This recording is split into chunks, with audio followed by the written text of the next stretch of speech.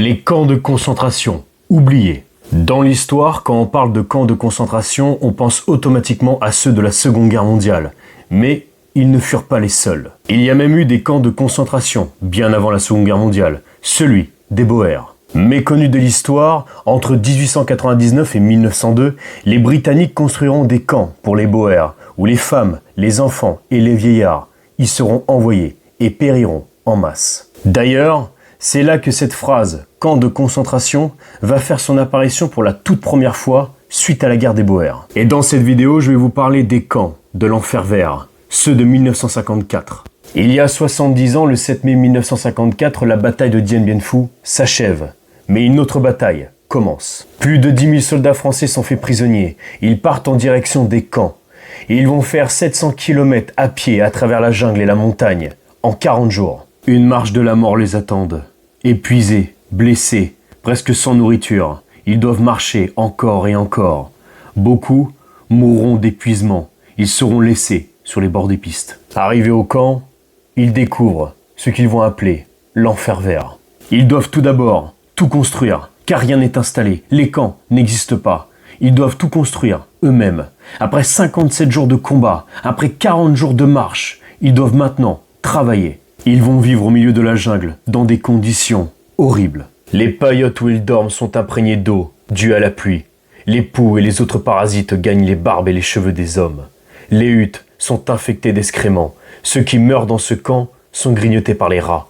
Mais un autre combat commence aussi, celui du mental, contre la rééducation communiste. Car les journées sont partagées entre les travaux manuels, mais surtout les séances d'endoctrinement et d'autocritique. Les communistes tentent d'imprégner les prisonniers de leur idéologie, en multipliant les propagandes et en leur rabâchant à longueur de journée les valeurs du communisme. Certains vont refuser ces séances de rééducation, comme des officiers. Et pour eux, ça signera automatiquement une fin atroce. D'ailleurs, certains commissaires politiques sont français, comme le célèbre monstre Boudarel qui tortura des soldats français au camp numéro 113. Tout acte de rébellion est voué à des séances de torture ou encore des punitions, comme la cage à buffle. La cage à buffle consiste à attacher les hommes des jours et des nuits, jusqu'à ce qu'ils deviennent fous. On les inonde de matière fécale, on les bat, on les laisse se faire mordre par les porcs et écraser par les buffles. Et aucune évasion n'est possible. La géographie est une véritable prison. 90% des évadés échouent. Pendant toute la guerre d'Indochine, la Croix-Rouge ne recevra jamais l'autorisation de visiter les camps du Viet Minh.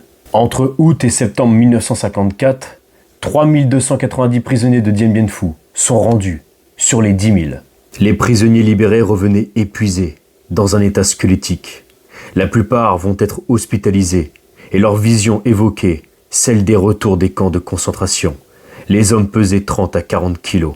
Voici une comparaison terrifiante entre les camps de prisonniers de la Seconde Guerre mondiale et les camps de prisonniers de la bataille de Dien Bien Phu. Français prisonniers de guerre dans les camps allemands, 2%. Allemands prisonniers de guerre dans les camps soviétiques, 37%. Soviétiques prisonniers de guerre dans les camps allemands, 57,5%. Américains prisonniers de guerre dans les camps japonais, 40,4%. Britanniques prisonniers de guerre dans les camps japonais, 24,8%. Français prisonniers de la bataille de Dien Bien Phu dans les camps Viet Minh, 72%. La comparaison est terrifiante puisque les soldats français prisonniers de la bataille de Dien Bien Phu n'auront fait que 4 mois de captivité. 72% de pertes en seulement 4 mois. Le capitaine de corvette René Bardy, qui accueille les premiers libérés, dit « Les camps d'internement Viet Minh sont de véritables Buchenwald. Ce sont des squelettes vivants qui nous arrivent. » Le lieutenant-colonel Ba Xuan écrira dans son livre « Les Viet n'avaient nul besoin des fours crématoires pour éliminer leur adversaire. Les communistes avaient recours à des moyens artisanaux, pourtant non moins efficaces dans la technique d'exterminer les indésirables. Leur cachot noir, accompagné de la diminution progressive de la ration journalière de riz et l'absence de soins médicaux, tuait efficacement les prisonniers sans faire de bruit, et les décès étaient mis au compte des conditions climatiques. Le lieutenant-colonel sera fait prisonnier des Viet pendant 8476 jours, l'une des plus longues captivités connues à ce jour en Indochine. Il survivra à 23 ans de captivité. Il y a 70 ans, nos soldats vivaient l'enfer dans ces camps au milieu de la jungle. Seuls 3000 reviendront sur les 10 000. La question qui restera toujours présente, qu'est-il advenu des 7000 qui ne reviendront jamais? À travers cette vidéo, je veux rendre un hommage à tous ces hommes qui furent prisonniers et qui ont connu l'enfer des camps au milieu de la jungle.